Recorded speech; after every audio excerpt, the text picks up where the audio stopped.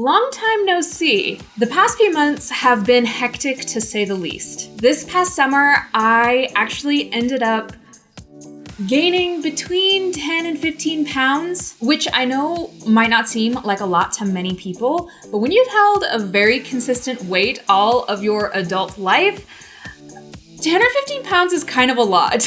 But I went traveling this summer. I went to magnificent Sicily and basically ate my weight in pasta. I went to the UK and Ireland and had cream teas pretty much every single day, as well as English and Scottish breakfasts. But I knew going into this summer that weight gain was gonna happen. And I was okay with that. I don't regret this summer whatsoever. Over the past couple months, I fell off track. It happens to the best of us. And now that we are getting ready to go into a brand new year, I'm ready to get back on track again. And I know that I can't be the only one who's in this exact same position. In this video, we're gonna be talking about getting back on track again, how you can accomplish your own personal health and fitness goals this year, and how maybe we can create a little community and encourage each other to continue working toward our goals. Without further ado, let's just get started. First, remove the demotivating things from your life. Ask yourself this: is there something in your life that just isn't helping you achieve your goals? In fact, is there anything actively working against you and your goals? If so, do you really need those things in your life? If you know for a fact that their presence won't help you on this journey, get rid of them. One of my biggest weaknesses in life is anything sweet. Anything from cookies to cake. For me, I excel so much better and faster at my goals if I just don't bring those things into the house. But getting rid of the demotivating things in your life doesn't just have to do with food. This also goes for people as well. If you have people around you who always condescendingly question your choices, or who make you feel lesser for working towards goals that you know will benefit your health, happiness, and future, are they really beneficial people to keep around you, especially in this journey that you're going through? Sometimes they're just not, and limited contact with these people can often set us up for greater achievements later in life.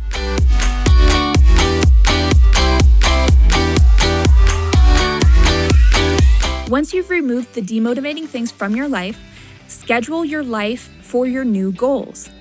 By this, I mean literally write things down, or alternatively, harness technology to your advantage by using your notes app on your phone or other apps to help keep track of yourself and your goals.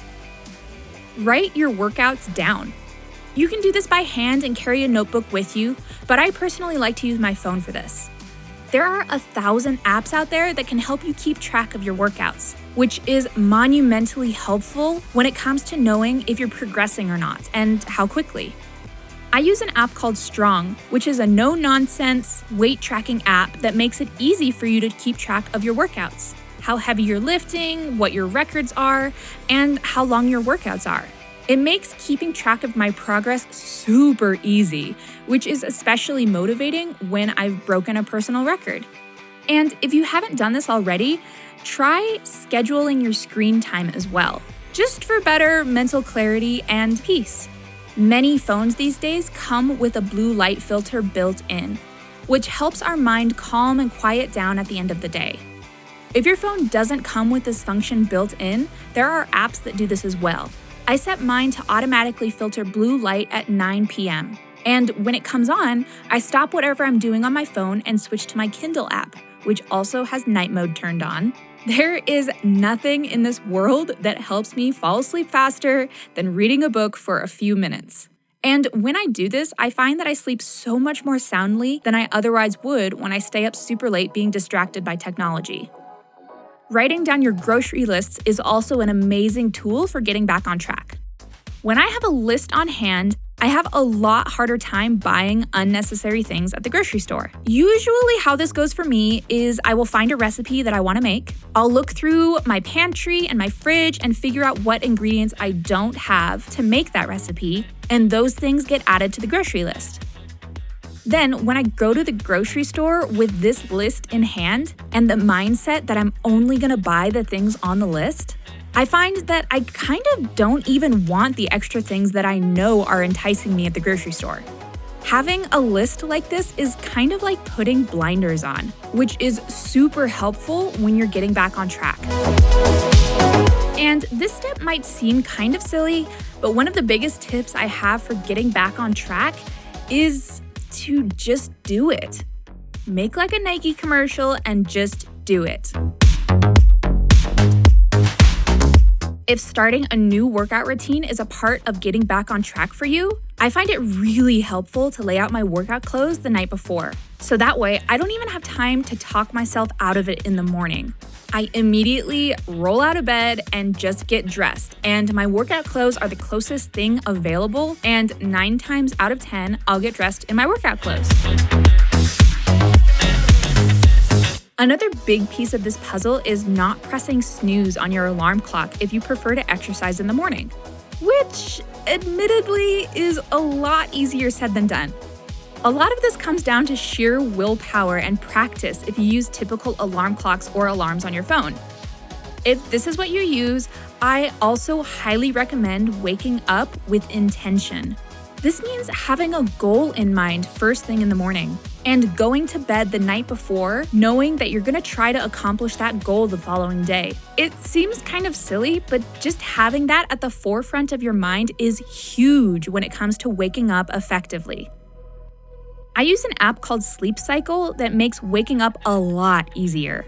It's designed to be placed on your bed and feel your movements in the bed, which helps determine whether or not you're in a light phase of sleep or a deep phase of sleep. But the beauty of it is that it's designed to wake you up in about a 30-minute window when you're in your lightest phase of sleep.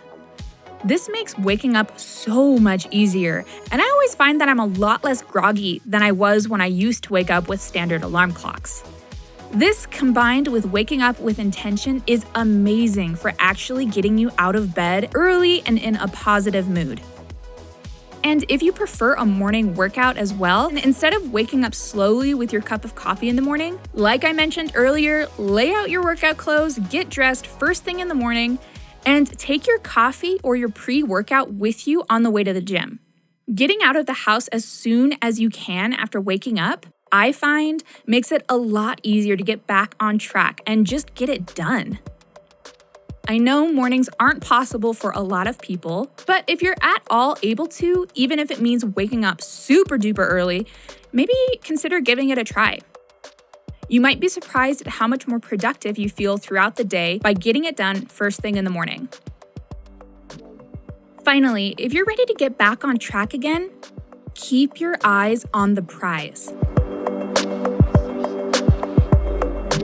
When you start working out again after taking a break, or when you start eating healthfully again after a period of not so healthy eating, the first week or two is the absolute hardest. My entire body hurts. It's day 3. I don't want to get out of bed. But I know I'll feel better when I do. Your body aches all over, and your cravings might seem completely unbearable. It's easy to wonder if this pain can be worth it, but I promise it can, and it will be worth it as long as you keep your eyes on the prize. Visualize your goals and keep them at the forefront of your mind. Force yourself to take progress pictures, even if you feel like it's worthless. Write your goals down and just keep doing it. These little reminders and tips can truly help get you back on track, but it's important to remember that they won't do anything unless you put in the work yourself. As long as you keep your eyes on the prize, you'll be so glad you decided to get back on track. It's worth it. Your future self will thank you.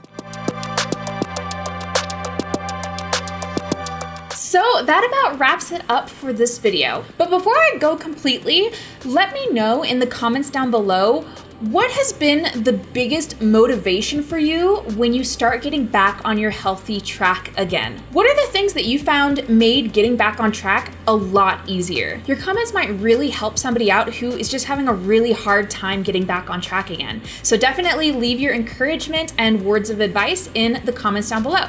I hope you guys enjoyed this video. If you did, make sure you give it a big thumbs up and subscribe if you haven't already, and I will see you next time. Bye!